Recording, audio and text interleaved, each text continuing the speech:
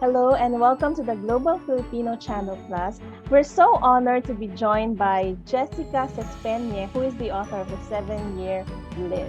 Hello and welcome, Sis Jessica. Hello, Sis Ellen. I'm very grateful to be here. And welcome to our viewers at the Global Filipino Channel Plus. So for those who don't know you yet, who is Jessica Sespeñe? Yes, I am Jessica. I'm Ellen's friend from Singapore. We have had a very beautiful journey in Singapore as one of the Filipinos who have served the feast and also worked there for quite some time. Aside from that, I am a wife and a mom of 2 beautiful girls. And among all the other hats that I do, I'm also an author. I'm an inspirational speaker, co-founder of a women's group called Soulful Fridays, and the author of 7-year Bliss. So I would like to show you first and foremost the beautiful view of Singapore. Welcome to our second home. It has been a pleasure being in this country, and whenever we see these colors, it's beautiful. It depicts the colorful journey that we had. So yeah, this, as I have mentioned, I am a mom of 2 beautiful girls and a loving wife to my husband, Ian. Ian is a civil and structural engineer and consultant, and I'm a chemical engineer by profession, author, and a life coach. And an additional hat to that is I also co-host in Gabay sa Radio Veritas when I moved here in the Philippines. But of course, things didn't start that fast. Our journey would trace back to our marriage, and we were a young couple. We were a young couple. If you can spot in this picture, this is my husband, nakikita Ian. ko siya. Diba? This picture So is kayo na niyan. no. Hindi This pa. picture is one of the service that we've had in the church na nag-choir kami. He plays the guitar and I'm part of the choir. And parang serendipity as we call it. But this picture, I think we were barely friends by then. Barely? But we have yes, parang like an acquaintance, parang group Okay. picture. Okay, everybody join, and then when we looked back, it was posted in our school org. We were so surprised. No, we're seated beside each other. So it's So soprano ka or alto, sis? I'm an alto. Alto, Yan, okay. kaway-kaway sa mga alto natin. Ikaw ba, sis, kumakanta ka? Yes, alto din. Yes. Oh, wow. Nice. Yan, di ba? Parang, hello sa ating mga singing voice. Ayan. So dito So kayo we were- nag-meet sa choir. Yes. So we were classmates actually in an engineering class called differential calculus. So medyo technical yung aming first meeting. We were classmates, and then as I have mentioned in my book, parang there was this guy who went into the class, serious looking, no friends, and quiet. And then No friends and quiet. yes, Okay. yes. And then when the teacher came and discussed the subject, of course, nosebleed kasi 'di ba differential calculus siya. But then when the professor asked a question and everybody was silent, lo and behold, this quiet guy raised his hand, solved the thing on the board, and that was the last day that he didn't have any friends. After that, everybody was like lining up to be a friend to him. And so I was just looking at him from a distance. Okay, so interesting guy. And then, fast forward, I met him again at the choir. This time, I was kind of amazed of how someone so smart was actually also have a heart for the Lord, serving in the church, playing the guitar. And so, the rest is history. Yan. So, we've made dreams after college. Syempre, hindi naman college tong picture namin to, pero kung papasang pa after college yan. So, we had dreams after college, and that includes our plan to work overseas, and Singapore became our second home. It was in Singapore that paved way to our dreams such as getting married, have kids, travel with family, invest and save, and also eventually have our own home. And yeah. So, sa Singapore, na-practice mo yung pagiging chemical engineer. Yes, I worked in I worked in sales as a technical sales for a chemical company. We supply pigments and colorants to manufacturing industries in the Philippines in Singapore for paints, pigments, and dyes. I handle the Singapore territory and also support for the ASEAN market and the Southeast Asia region. Ayan. Ito ba ay So, prenup? Prenup photo? Yes! Yan ang prenup namin. It's taken at Helix Bridge. Oo, sorry ko na. One of the iconic places also in Singapore. And so, the Lord has been very good to us. Ayan, di ba? Ang daming magagandang memories sa Singapore, and this is definitely one of them. Yes. And also, we have realized eventually na aside from the happiness of being in love, we realize that love is not just a noun or a feeling, but it's a verb, and it's an action and a decision. So we continue to serve, saying yes to God's call and entrusting that everything will fall into place, and responding when someone is in need, valuing other people, and enjoying the service. I feel that one of the reasons why we write books, ba, Sis Ellen, parang is because of that desire to help others and share the journey, and nakakatuwa lang na you are a part of something bigger than yourself. Yan, to love is to serve, and to serve is to love. And so, came our happy family. Yan, yun ang family namin, si Mrs. Ellen sa Singapore. Ayan, Peace Santec. Oo, nakikita ko si Bro Jun sa story. Yes, diba? Parang, where will we be if not for this beautiful couple, Brother Jun and Sis Cory? When we came to Singapore, we were not married. We were parang new to life, and they gave us a strong foundation of how to start a family, diba? Rooted in faith, and also be a part of something na is for a good cause, and also using your time, talent, and treasure. So, forever grateful for that. Yan, syempre, it has also allowed us to serve in bigger ways. So, this is the worship team. I'm sure familiar faces like Sis Maricel is there. Araw, Yes, Sis Maricel Araw. Shout out sa Sis Maricel Araw na ninang din sa aming bunso, diba?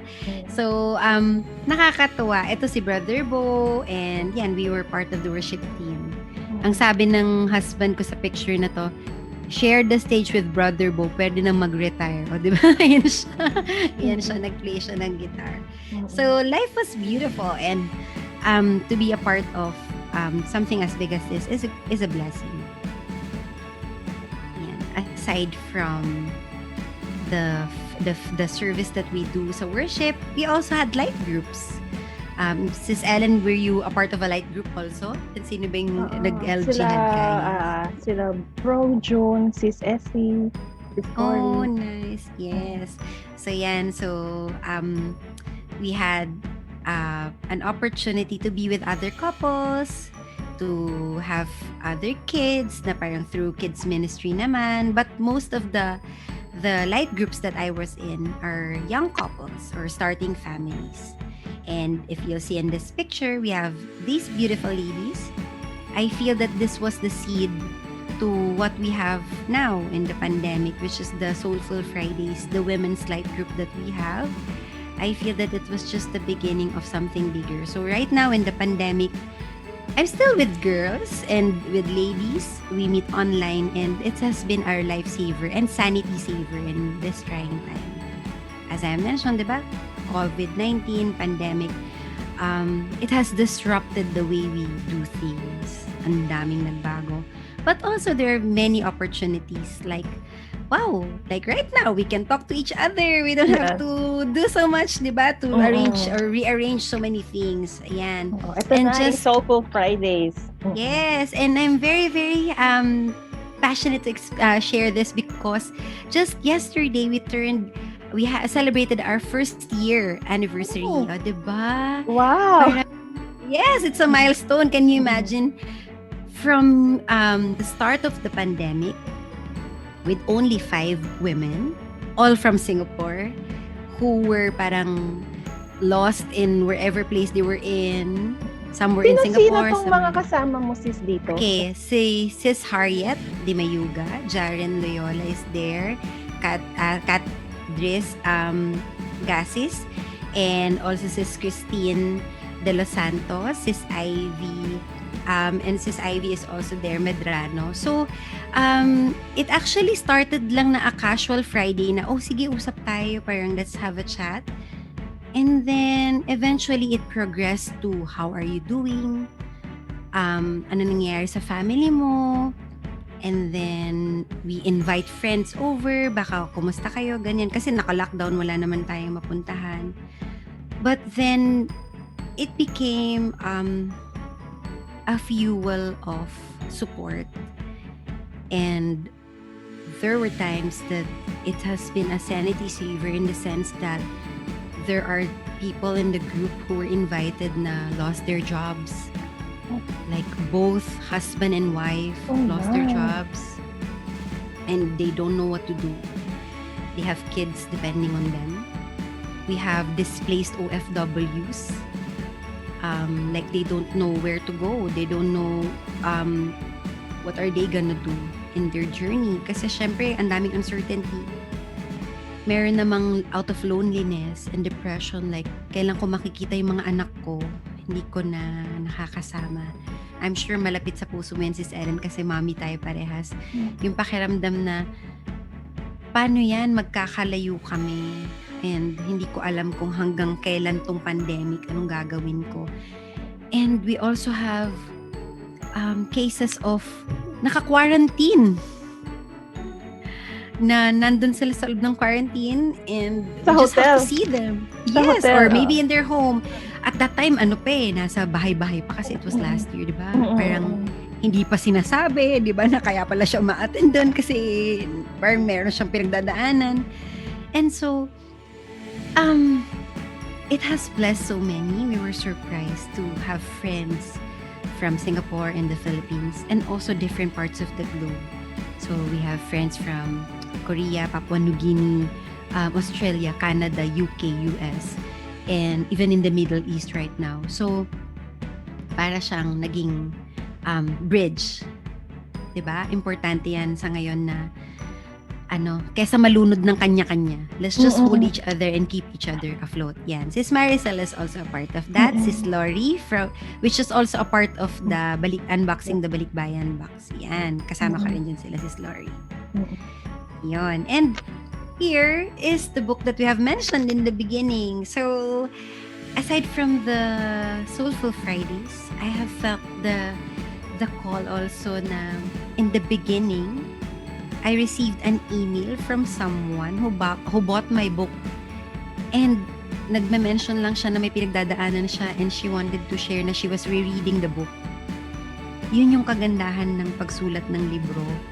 I'm sure sa unboxing the Balikbayan box din, maraming mga kwento na alam mo yun yung at the very time of need, may mga bagay na may makakausap mo siya and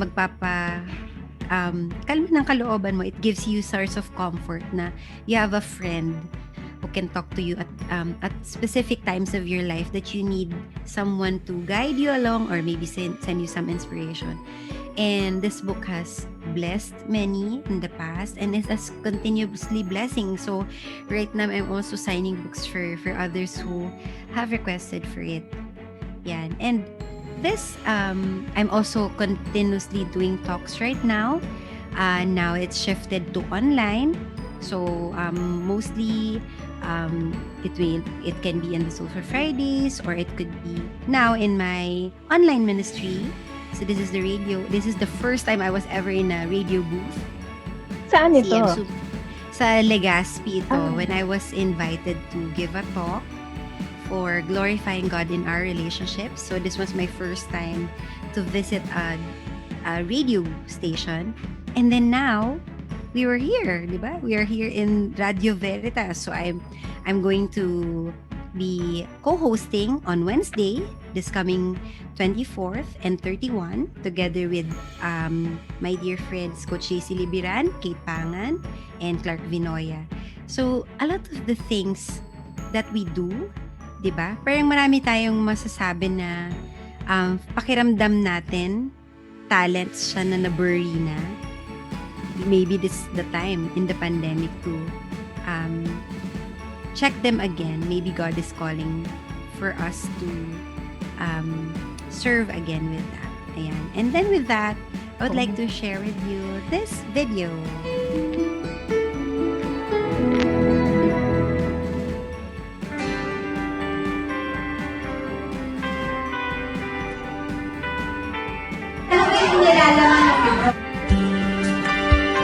Ano to, sa Singapore? Yes.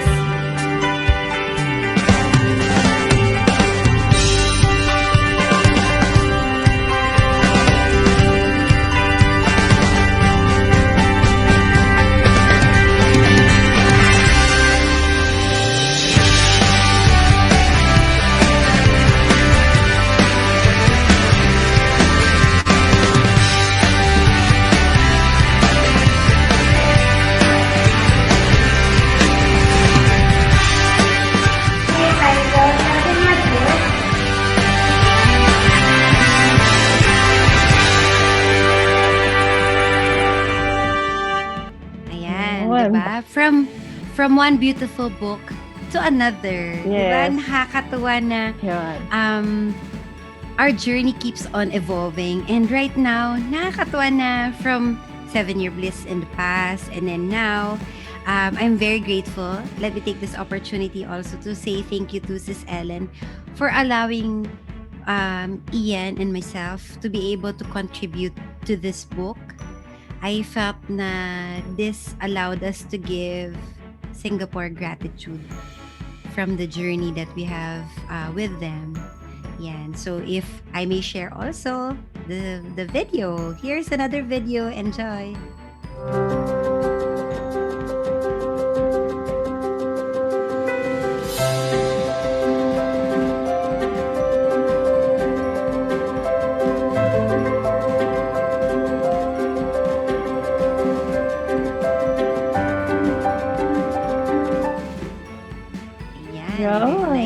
Very nice. Diba? Yes, diba? So, I am very grateful for the opportunity to be here. I'm very grateful that we have this opportunity. And I think it all boils down to this, that let all that we do be done in love. Sis Ellen has poured out so much love for the book, and we can feel her smile and her joy. Para kang nagkaroon ng baby, alam mo yan, lumabas na siya. Ito na siya. Yes, diba? And would you believe that the book, diba, na Unboxing the Balikbayan box is now reaching many countries. Recently, it traveled to Australia. Yes. And then next is, Ellen, you would parang ikaw ang, I'll give you the honor to share this, di ba? So next, it's all, it's going to Canada. Wow! Yes. Diba? Nice. Nakakatuwa, diba? Ayan. So, and syempre sa Singapore. Syempre sa Singapore na una yes. yan, diba? Ayan. Syempre. And then another one is there. And this one, Bloom Where You Are Planted. Why are we sharing the book? Bakit ba natin sinishare yung book, diba? Bakit ba natin sinishare yung mga kwento natin?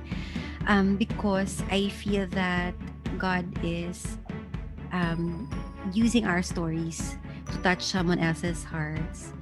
Ang daming kwento sa Unboxing the Balikbayan box na very timely sa panahon ngayon. True. Diba? Diba, maniniwala ka ba, Sis Ellen, na nung sinusulat, parang, I want to understand, when you had the concept of writing the book, where did that inspiration come from? Okay, so nag-meet kasi kami ni Doc Tin sa after ng feast service sa galeria. And then iyak siya ng iyak. Kasama niya yung isa pang friend namin, what's her name, Angelica, I think. They were both crying kasi kakauwi lang nun ni Doc Tin from Singapore, and parang medyo lost na ano pang gagawin, ganyan. Siyempre parang naninibago. Diba nung umuwi ka sa Philippines, parang diba parang windang yung utak mo, magagawin, parang marami ka palang kailangang i-hurdle ng mga challenges, ganyan. Tapos nung nag-usap kami, nag-dinner kami, sabi ko sa kanya, collab tayo. Tapos sinabi nga niya, meron akong naiisip na book. Yun nga, compilation ng mga inspirational stories. Meron ng ibang nag-signify ng interest. Sabi ko, uy, gusto ko yan. Sabi ko, sige, tignan natin, pagtulungan natin yan na i-publish. Then, mga 1.5 years din eh. Parati nga siyang nadidili. Ang dami niyang mga challenges na pinagdaanan. Pero yun, diba, duman pa yung pandemic. Dapat meron siya talagang actual launch. Tapos, sige, virtual launch na lang. Eventually, naging virtual launch siya. And then, may mga future plans. Ayoko muna i-announce. Hayaan ko na lang si Sis Nina Lynn ang mag-announce. Pero yun, looking forward to, magagandang future events in Singapore. Yan, ang ganda nun, sis. Alam mo About ba, unboxing. natutuwa ako na, actually, this is wow, diba? This is the first time I'm hearing that. Two things. Number one is, when you said na, o nga, no, pagdating mo dito, parang, hindi ka kasi sure kung ano bang gagawin ko. Yes. Parang, lutang na lutang yung utak mo na. yes, alam mo yung feeling na you don't belong anywhere. You're no longer in Singapore, but you cannot simply adapt din sa Pilipinas. Alam mo yun, Ano ba parang, yan? Nagka-goosebumps ako kasi nakaka-relate ako. yes, diba? Parang, which is also why we had the Soulful Fridays. Kasi there was a time na we came, pinagmamastan ko lang yung mga tao. I remember vividly, I think it was one of those days, few days, nasa McDonald's yata or something. Parang meron kaming kasama, yung mga anak ko gusto nila mag-play place. And I was just observing. Alam mo yung pakiramdam na Filipino ka pero you don't really fit in anymore. Like, hindi ko alam saan ba ako lulugar. Alam mo yun, hindi ko ma-pinpoint kung saan yung mali. Alam mo yun, hindi ko maintindihan kung bakit yung enjoy sa kanila at common sa kanila is something foreign to us, na to me, diba, personally. And I asked my husband, sabi ko, naka-adjust ka na? And Kailan to? there were- Teka, kailan to? Nung pagdating namin. And then Pagdating. after pagdating namin, and then it's different kasi pag umuwi ng vacation eh. Yes. Kasi yung umuwi rin ng okay, here na pala. You have to constantly tell yourself, okay, here na pala talaga. Di ba yung ganun? Parang, okay, this is the life, this is what we're gonna do. But then after parang months, we would continuously check in. Okay ka na? Naka-adjust ka na? Okay ka na ba? Naka-adjust ka na? It's a wisdom from one of the sisters who came home recently. From Suntec din siya. And So, yeah, Sis Tessa mentioned to me na Sis Tessa was coming home, and then there's another sister also, and then there's another one. Parang everybody was just swirling. yes. And There was pandemic, that year na lahat parang, parang, okay, di ba? Parang, Sunod okay, oh. andito na rin siya. Di ba? Oo. Parang ganun, sis. Di ba? Parang yung pakiramdam natin na, okay, so parang nagkakagulo na ang lahat. Parang ganun. And then I recall one conversation with one of the kaya nga nabuo yung Soulful Fridays. Kasi, parang, namimiss namin yung friendship. I'm sure you can relate to that na parang there's still this special bond with the friends that we have there. Sa kapag And nagpa-practice, di ba, sa music ministry, Yes. Iba yung bonding doon. Grabe. Yung love talaga. Pag may anniversary, mga ganun. Correct. Aside from that, yung food, alam mo yun, yun talaga yung naalala ko. Ano ba yung pad thai ba yun? Oo, diba? Oo, yun. So after ng practice, yung tawanan, kakain kayo. Alam mo yun, so I feel for those who are watching na OFWs, I hope na ang OFW story nyo will be like that. Yung ang saya kasi ang dami naming friends, ang dami namin nakakasama, yung magsama-sama kami, and then magkakwentuhan, food, ganyan.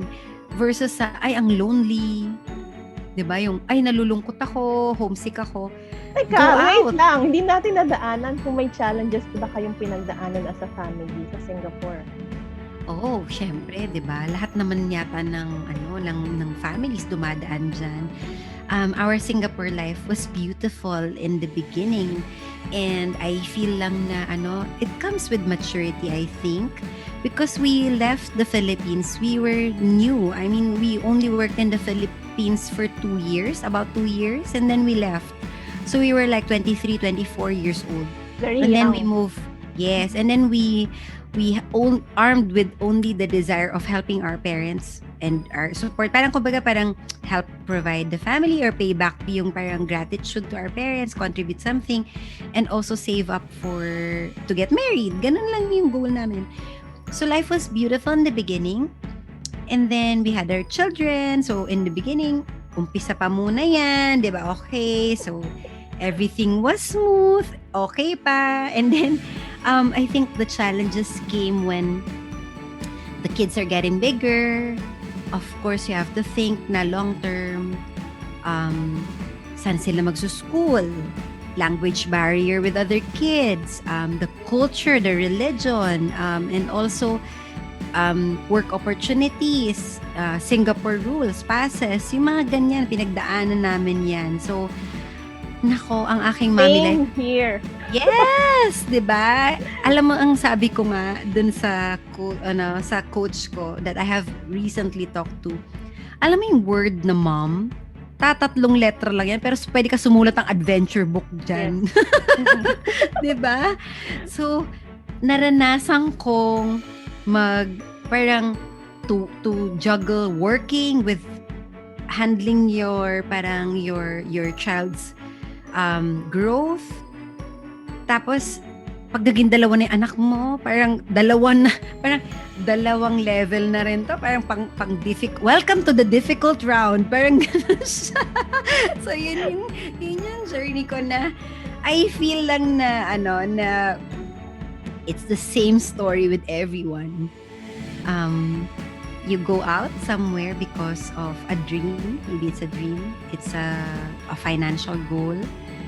And when you have a family, parang you have a family.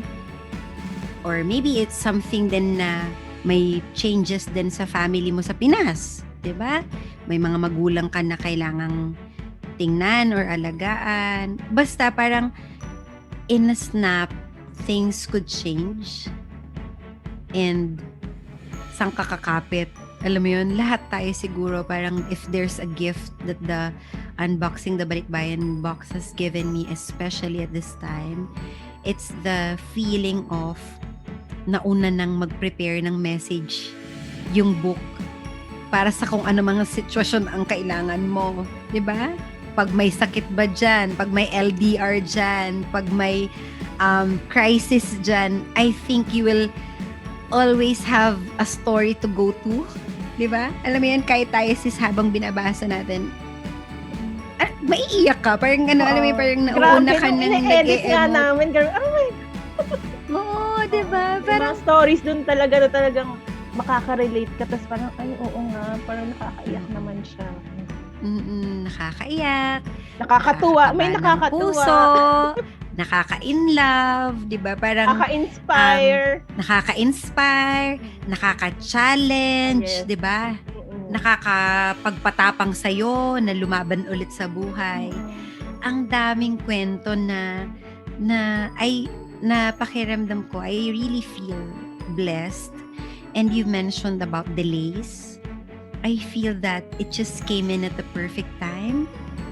Tingnan mo na, parang nakita ko na, ngayon, di ba? Who would have thought na after a year, balik na naman tayo sa lockdown and curfew and quarantine and everything na hindi na naman tayo pwedeng masyadong lumabas, may mga restrictions ulit, and things are always changing. And it's so good to have stories to anchor our hope, our joy, then it can journey with us. So I'm very, very excited and happy. Alam mo, I'm sure ang dami-daming kwento pa na i-unbox natin pagbasa natin ng libro. Ayan. So I think that's my last slide. I would like to just share this picture of our family. So this is me, my husband, and my 2 beautiful kids. This was taken in our last I think it was our last Christmas in Singapore. And my daughter turned 7 by then. I think 6 by then. And Her birthday kasi falls under December, the month of December. So parang pa-Christmas siya. And I look back at this picture and I look at the beautiful smiles of my girls. And it reminds me na kahit anong ibato ng buhay sa atin, laban lang. Alam mo yun, magulang tayo. So kung hindi ka naman magulang, may mga kapatid ka, may mga magulang ka na pinaghuhugutan ng lakas. So kung sa sitwasyon natin ngayon, hindi natin masabi kung may pinagdadaanan ka man ngayon, and you feel lost, I'm sure that there's so many people going through anxiety, depression, and challenges. Pag feeling mo mawawala ka na, of course, number one, to pray. And the second is to look at your North Star. Kumbaga, sino yung magre-remind sa'yo na may rason pa rin para mabuhay, para patuloy tayong lumaban. So, yun, I'm just very grateful. So, yun, I hope to read the book very soon. And if you need to connect with me, these are my details. So you can check me on Facebook, Instagram, and LinkedIn. And my website is jessicasespeñe.com. Ayan, I'll stop sharing screen. Thank you. Okay, so thank you so much for joining us, Sis Jessica Sespeñe at the Global Filipino Channel Class. Bye mga ka-Global. Take care. Bye. Take care and God bless you. God Ingat bless kayo. you. Stay safe.